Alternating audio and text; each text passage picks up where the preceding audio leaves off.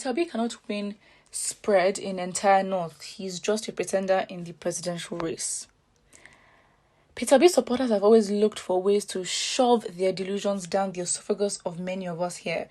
I have frequently asked them to put their money where their mouth is, to at least stake some money and list out states in the Northwest, Northeast, North Central and South that Peter B and his NGO of a party would win, but none have taken up this challenge, and at least I will have something to cuddle myself with when the presidential election is over. I understand the euphoria of newly political enthusiasts, the majority of whom are young Nigerians. I do not blame their naivety. They frequently believe that everything revolves around their delusions and social media escapades, which have also accumulated into a noisy and inconsequential 1 million man march. They had no idea that politics and election globally transcends social trends and emotions. At the very least, 2015 taught many of us some harsh lessons. While Buhari and others were collapsing structures and conspiring with their elites for power, many were marching for Jonathan's re-election under the scorching sun of Lagos and southern states. In the end, power is an elite conspiracy and Buhari got the better bargain. It is unfortunate that these Peter Obi supporters believe that they alone want a working nation. They therefore pass off many of us with different perspectives and better arguments on what is best for Nigeria as political jobbers afraid of losing their source of income.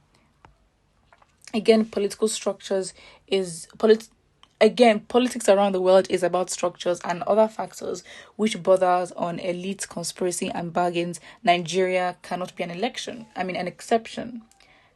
Wow. Obviously, this individual has gone into different reasons and just saying, you know what, Peter B is well liked and his supporters are numerous and loud. But the problem is, if not Peter B, then who?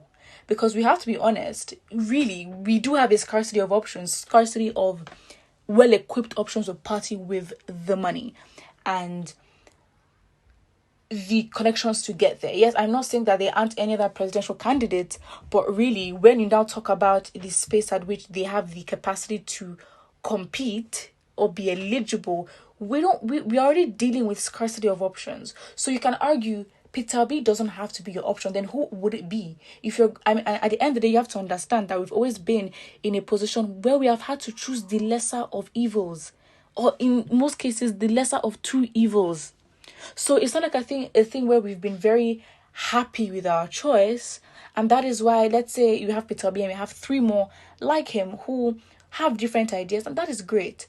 But I think it's so funny and very frustrating with individuals shouting, oh, the youth are the ones to change, blah, blah, blah, blah, blah. Now the youth find somebody, they scream, they have seen the mistakes of the past, of, the older generation. They've used that, and now they're trying to literally start from scratch, literally. And now you're saying, oh, they're naive. Naive for what? Because really, the naiveness has to come from the advice of the older generation to tell them what and what not to do. But you know what has happened? Now the younger generation have to start from scratch. It does not make sense that the pressure in fixing this country is just on the youth only. Yes, they do make literally more than 50% of the population. That is not an argument. But the point is, when you want to then argue against the naivety of these of the young people and you talk about political structures.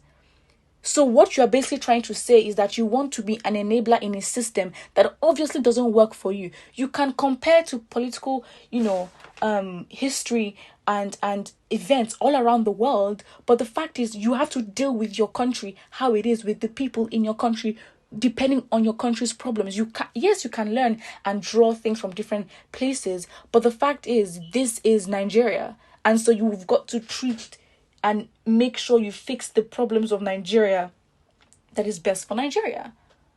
So you're talking, political structure. So the way you speak, you sound pained that the movement is very strong. And maybe, unfortunately for you, your ideas or, those on the other side of the fence that may not necessarily push with the narrative will feel unheard. That is okay. And that comes with a lot of trends. It comes with a lot of, movements. And that's just what it is. But instead of bashing the youth that they're being naive and it's just a social media, phase and they're just pushing, then give your ideas. Because because what you're trying to say is, by the way, there's no point doing this because you know what? The system that we already have is already this, is already that. You need political structures. What can it win? Let's be realistic. You cannot compare the work APC and PDP have done over the years to literally solidify themselves in their states, in their respective states. Do you think it is easy for, if you call a state a PDP state or an APC state, these political parties have done the work to cement and solidify their presence in that state. So yes, you are realistic in the fact that, you know what, you cannot just come up as a party and you want to override. You've got to do the work, and that is where, fine, great. But then this is now a different movement. We cannot do the same, use the same strategies as before and expect a different result. We can acknowledge what the strategies were, but really, if you're trying to get to somewhere different, your methods have got to be different. It doesn't have to be the norm.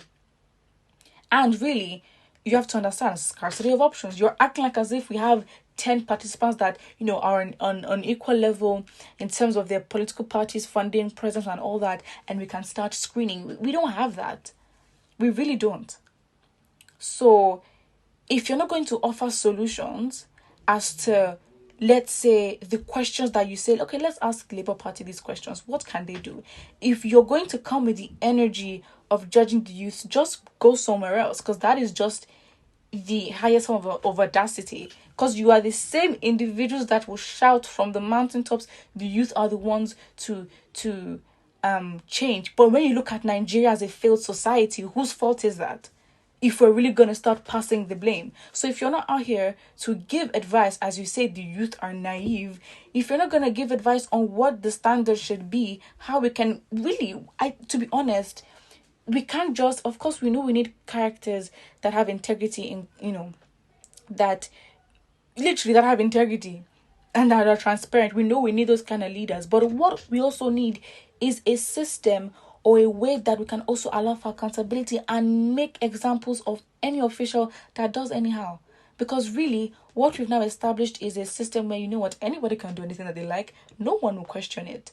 And that is the same energy and that same attitude that has been, replicated in so many of the events that have gone on over the years, based with, with the way they treat IPOB, with, with security, with banditry, paying bandits, trying to reintegrate Boko Haram, calling them repentant, who ordered the killings, at the Lekki toll gate, because these youths were out here, for a whole week. It was peaceful, and all of a sudden you're shooting them to disperse. You literally stationed your guns and were shooting at Nigerians. The criminal offenses. So if you're going to come and start talking about political structures and not necessarily how to hold these individuals, these criminals, beasts of no nations, accountable, then please don't engage in a conversation, and please be very mindful of when you're going to talk about the youth, because really, you as a youth, what have you done? Put what you think about it in the comment section below, and don't forget to like and subscribe.